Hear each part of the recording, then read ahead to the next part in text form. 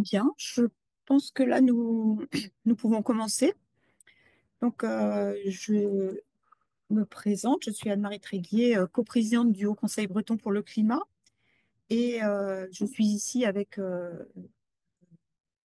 quatre autres collègues, membres du Haut Conseil. Et nous allons collectivement vous présenter ce bulletin. Alors, d'autres collègues sont aussi en ligne. On va faire peut-être appel à eux pour des questions à la suite de la présentation. Euh, Donc, je suis Anne-Marie Tréguier, océanographe. Donc, je vais faire juste une courte introduction parce que je ne suis pas très compétente sur le sujet qui nous intéresse aujourd'hui et qui est l'agriculture bretonne face au changement climatique, étant océanographe à Brest moi-même. Donc, ce que nous allons vous présenter, c'est le troisième bulletin annuel du Haut Conseil breton pour le climat. Notre conseil, c'est un groupe de 20 scientifiques de plusieurs disciplines et universités de Bretagne. Donc, au sein du conseil, on trouve toutes les disciplines, enfin, des disciplines qui sont toutes nécessaires pour la compréhension non seulement de comment le climat change, mais aussi des enjeux de l'adaptation et de la lutte contre le changement climatique. Donc, aussi bien en sciences du climat qu'en sciences humaines et sociales. Alors, dans notre bulletin, comme tous les ans, on a un dossier dont on va parler, mais ce que nous faisons aussi, c'est que tous les ans, nous sélectionnons quatre thèses sur le thème du changement climatique, soutenues en Bretagne l'année précédente, donc là en 2024. Et cette année, parmi les quatre thèses, il y en a trois qui portent sur des sujets d'intérêt pour le futur de l'agriculture face au changement climatique. Donc, pour ce dossier, on a auditionné un certain nombre de personnes, aussi bien des chambres d'agriculture, du monde agricole en général, des élus qui sont venus nous apporter leur point de vue.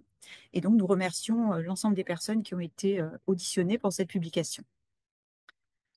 Alors, le fait de travailler sur l'agriculture au sein de notre conseil, ça s'est imposé dès le début, dès la création du conseil en 2022, comme une évidence de la part du fait de la place majeure qu'occupe l'agriculture en Bretagne. Je ne vais pas reciter les chiffres que vous voyez ici à l'écran.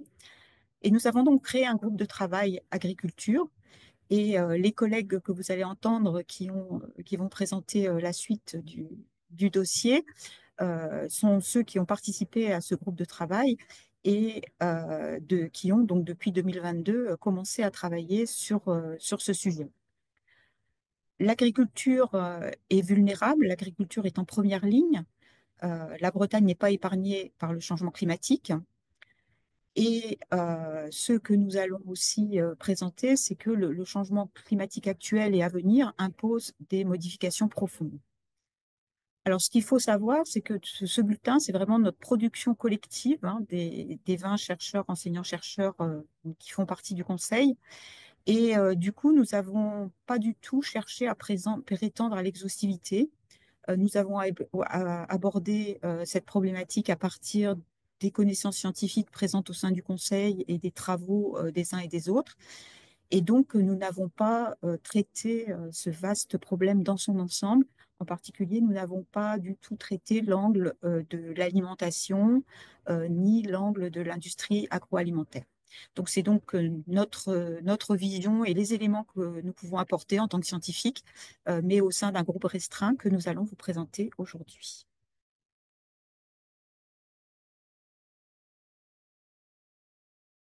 Bonjour.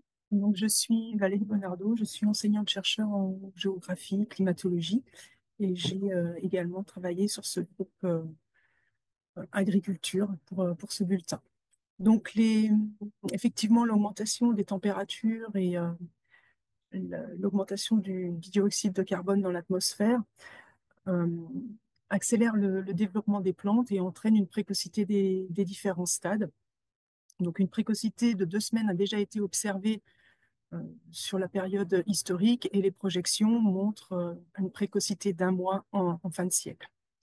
Parmi, euh, Parmi les risques climatiques futurs, on note de la fréquence, une augmentation de la fréquence des fortes chaleurs, des sécheresses estivales, du gel tardif, mais également des fortes pluies en hiver, puisque on va assister à une amplification du contraste pluviométrique saisonnier. Et ça va être des risques qui vont se multiplier tout au long du cycle futur. Donc, vous avez l'exemple ici pour une plante annuelle pour le maïs ou pour un fruitier. En même temps, ces conditions thermiques vont favoriser, et c'est déjà sous étude, sous expérimentation, la culture d'autres productions plus méridionales, on va dire, avec du thé, du sorgho, des arachides, des tomates plein champ, etc. Donc, de nouvelles opportunités de production.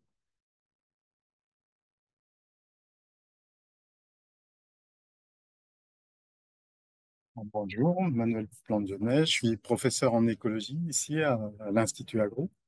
Alors, quand on s'intéresse aux questions d'agriculture et de changement climatique, la dimension territoriale et l'échelle du paysage est une échelle qui est importante parce que d'une part, l'agriculture façonne le paysage de la région et puis d'autre part, la structure du paysage va avoir des conséquences sur le climat local et sur le fonctionnement écologique globalement. Et puis, c'est quelque chose qui va beaucoup déterminer l'identité régionale. Par exemple, en Bretagne, on s'attend plutôt à un paysage de type local. Donc, l'adaptation au changement climatique va nécessiter une gestion intégrée du territoire à une échelle plus large que celle de l'exploitation et faisant intervenir d'autres acteurs que les agriculteurs. Et notamment, donc, en Bretagne, on est en cours de redécouverte des vertus du bocage et on s'attend à une transformation ou on préconise une transformation généralisée du paysage agricole basé sur le- les, les solutions d'adaptation fondées sur la nature.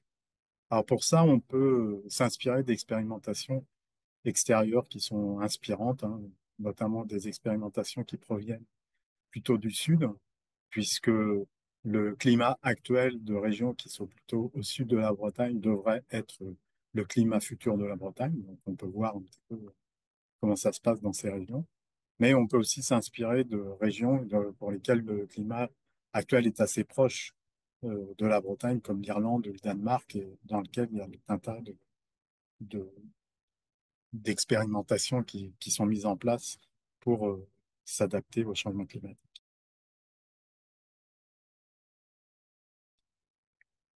Les changements climatiques vont avoir des conséquences importantes, notamment sur la santé des plantes.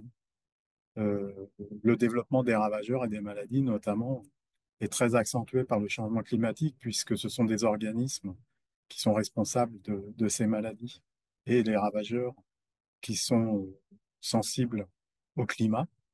Euh, D'une manière un peu générale, l'accroissement des températures va accroître la vitesse de multiplication des ravageurs ou des pathogènes, donc on peut s'attendre à une augmentation des risques.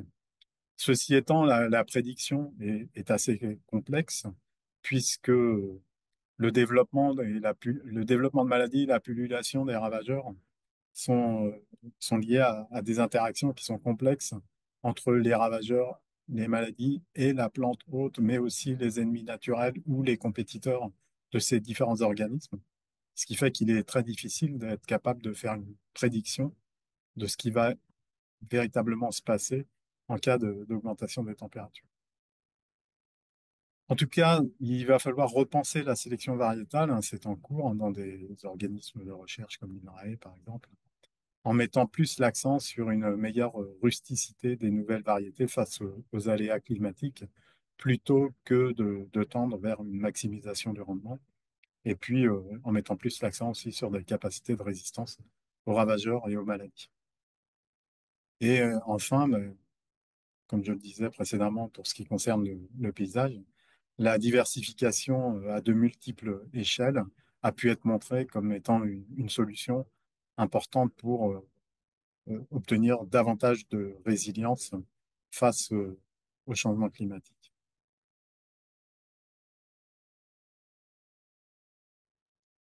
Alors, l'agriculture et les changements climatiques et leur interaction posent aussi des défis en termes de santé humaine.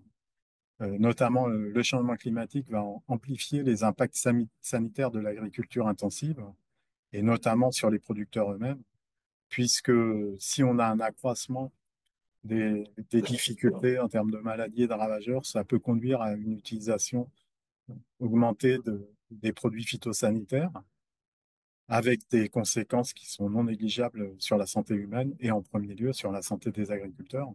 Mais les agriculteurs sont aussi des gens qui travaillent à l'extérieur et qui vont être forcément très sensibles aux épisodes de canicule ou à d'autres événements extrêmes. De manière indirecte, le changement climatique va aussi amplifier des impacts sanitaires qui sont liés à l'agriculture intensive, comme l'augmentation de la sécheresse qui peut conduire à une baisse de la qualité de l'eau, l'accroissement de la fréquence ou de la rapidité de propagation des zoonoses, des nouvelles maladies émergentes, mais aussi des problématiques de santé mentale, notamment chez les agriculteurs, parce que le fait d'être confronté fréquemment à des événements climatiques extrêmes peut conduire à des syndromes de type syndrome post-traumatique.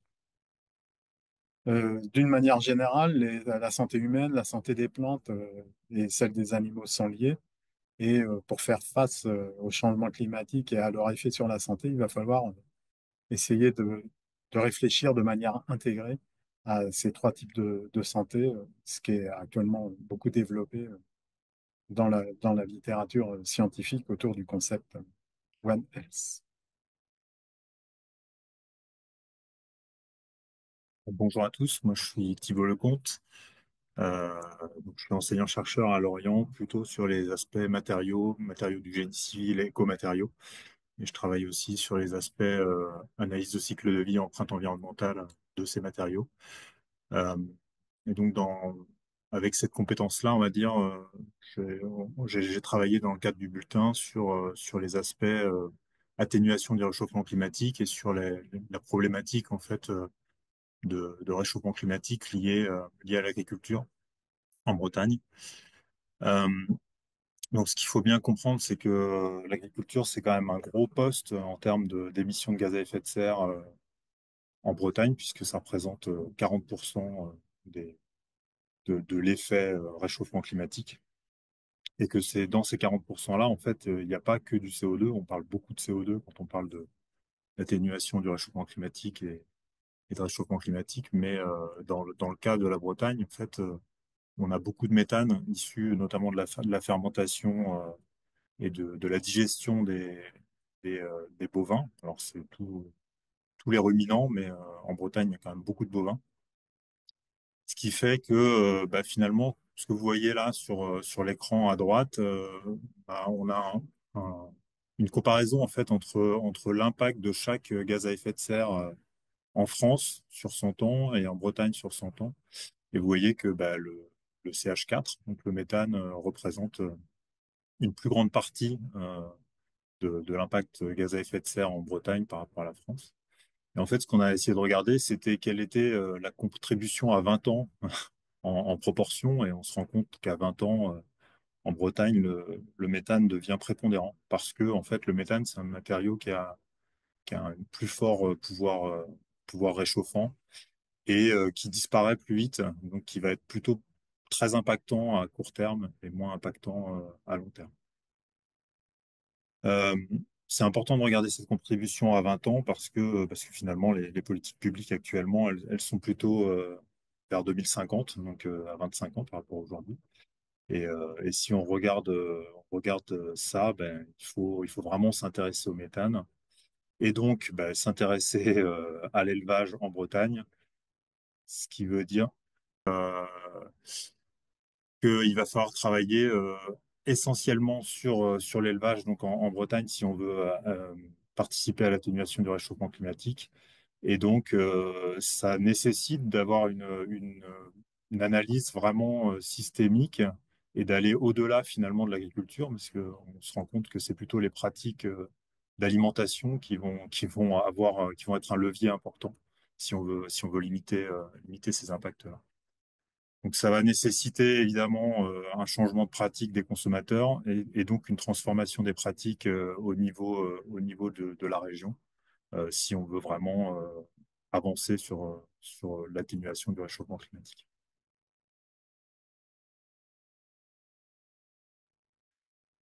Si on regarde un peu plus en détail ce qui se passe en termes d'émissions, vous avez le schéma, encore une fois à droite, là, qui donne les émissions annuelles bretonnes de l'agriculture. En fait, elle donne aussi en détail les différents stocks qui existent. Et en fait, on peut se poser la question, est-ce que finalement, une des manières d'atténuer le réchauffement climatique, ce serait pas d'augmenter les stocks de carbone dans le sol? Alors, on se rend compte qu'en Bretagne, malheureusement ou heureusement, mais il y a déjà beaucoup de stocks de carbone dans les sols. Euh, Si on se pose la question des pratiques agricoles, ben en fait, on se rend compte que les pratiques agricoles, en tout cas tout ce qui est lié au transport, énergie, travaux sur le champ, ça représente très peu. Et finalement, on voit encore une fois hein, que c'est la digestion animale qui va être prépondérante. Et il y a une autre source qui est prépondérante. Je sais pas si on voit là, on voit ou pas? Non. Oui, si on voit. Ben, c'est tout ce qui va être nourriture importée pour l'élevage, qui représente plus de 20% en fait de l'impact gaz à effet de serre lié à l'agriculture. Et ça, ben, c'est une part qui est vraiment très importante. Et ça, là aussi, il faut avoir des réflexions à l'échelle systémique. C'est-à-dire que d'une part, il va falloir baisser la production en termes d'élevage. Et d'autre part, bah, il va falloir que la production de nourriture pour l'élevage soit faite en Bretagne, si on veut vraiment maîtriser toute la ligne et puis limiter évidemment cette nourriture importée. Après, si on regarde un peu les possibilités de réduction qui sont un peu plus à la marge, évidemment, il y a des changements de pratiques à viser, comme par exemple, on pourrait remettre en forme les bocages, les talus, les haies bocagères et les replanter sans les déplanter. Donc, actuellement, malheureusement, on en est loin, puisque encore aujourd'hui, on plante moins qu'on arrache. Euh, et puis aller vers des pratiques qui pourraient être par exemple de l'agroforesterie ou du développement forestier un peu plus grand en Bretagne. Mais je le répète que ça reste à la marge par rapport au fait de diminuer l'élevage, ce qui est vraiment le levier principal, qui est vraiment d'ordre 1 si on veut lutter contre le réchauffement climatique. Euh, voilà. Évidemment, il faut quand même que ça corresponde à la consommation carnée bretonne, c'est-à-dire qu'il ne faudrait pas arrêter totalement l'élevage en Bretagne et puis à côté de ça importer toute la viande de partout dans le monde, du Brésil ou d'ailleurs, ça n'aurait aucun sens. Donc la vraie trajectoire, c'est d'aller vers une forme de sobriété alimentaire et là, finalement, c'est pas forcément les agriculteurs qui ont la main, c'est plutôt nous, consommateurs, dans notre manière de nous alimenter et de consommer en général. Bonjour, donc Vincent Dubreuil, je suis donc avec Anne-Marie Co, président du Haut Conseil breton pour le climat, et je suis professeur en géographie climatologie à l'université Rennes 2. La suite et la fin des messages qu'on voulait vous passer aujourd'hui, c'était un regard davantage tourné vers les sciences humaines et sociales. Ça a été dit dès l'introduction. Notre groupe, il s'intéresse aux enjeux du changement climatique de façon très large sur un spectre de disciplines importants. Toutes les politiques ou les actions qu'on peut mener à l'échelle régionale sur cette question du changement climatique doivent prendre en compte ces différents leviers, qu'ils soient psychologiques, sociologiques, l'apport des sciences politiques, de l'aménagement du territoire. Les sciences humaines et sociales sont vraiment un enjeu fort. Et quand on parle de l'agriculture en Bretagne, il est important d'avoir en tête qu'on est devant une diversité extrêmement importante. Il n'y a pas une agriculture ou un agriculteur, mais plutôt une réalité qui est extrêmement plurielle. Ce qu'illustre ici le document que vous avez sur la pyramide des âges, qui montre la répartition par genre et par tranche d'âge, euh, avec une évolution entre 2010 et 2020 qui montre que la moyenne d'âge augmente et qu'aujourd'hui, près de la moitié des exploitations sont dirigées par des personnes qui ont plus de 55 ans, et que donc l'enjeu du départ à la retraite et de la transmission des exploitations, c'est vraiment quelque chose qui est extrêmement important. Alors c'est aussi quelque chose qui peut être un levier pour faire évoluer l'agriculture vers des pratiques, c'est-à-dire que on peut imaginer que l'arrivée d'une jeune génération permette d'effectuer une transition, une rupture par rapport aux choix antérieurs. Euh, Tout ceci dans un contexte qui est relativement contraint en termes macroéconomiques, en termes de population, baisse des effectifs, en termes de globalisation des échanges et en termes également de revenus, puisque là aussi c'est une diversité importante des agriculteurs en Bretagne, avec beaucoup de gens, enfin 18%, vous voyez, des agriculteurs bretons qui vivent en dessous du seuil de pauvreté, mais aussi une proportion importante de producteurs qui ont des conditions de vie beaucoup plus aisées. Et donc, il est important, quand on va imaginer des solutions d'adaptation pour le futur, de tenir compte de cette diversité de l'agriculture bretonne.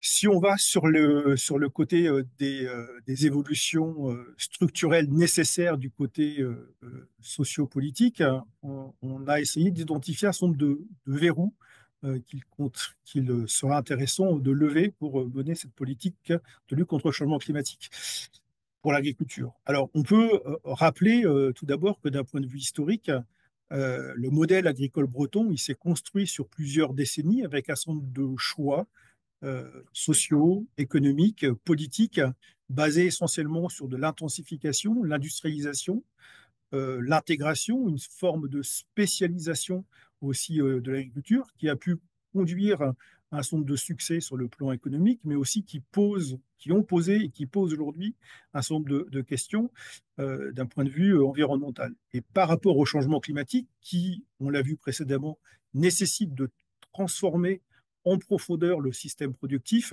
il faut faire en sorte que ce qui a constitué la force du système agricole breton dans le futur ne soit pas aujourd'hui finalement un frein.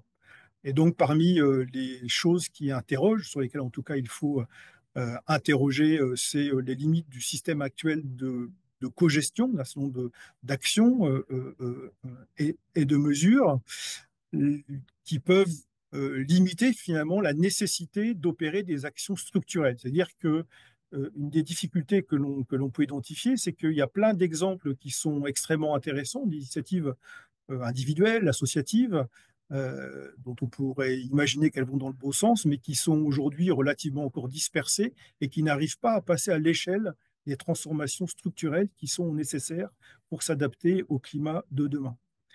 Et donc, cette évolution à la fois structurelle et systémique, elle ne peut pas se faire uniquement avec des injonctions générales, mais elle doit tenir compte de la diversité des systèmes de production dont on a parlé précédemment. S'adapter, c'est aussi identifier de façon très claire des leviers qui permettent de soutenir un petit peu ces actions-là. On a identifié notamment la question de la formation, à la fois initiale et continue. Donc, la formation initiale, ça renvoie au changement générationnel dont on parlait juste avant, mais aussi tous les systèmes de production qui sont en place, qui ont besoin d'être évolués, d'évoluer vers des systèmes différents, et donc supposent une formation continue renforcée. Donc ça suppose également une réorientation des moyens par rapport à cette formation et des aides qui sont aujourd'hui attribuées au secteur agricole. Pour terminer, le changement climatique, il impacte déjà et il impactera dans le futur l'agriculture bretonne.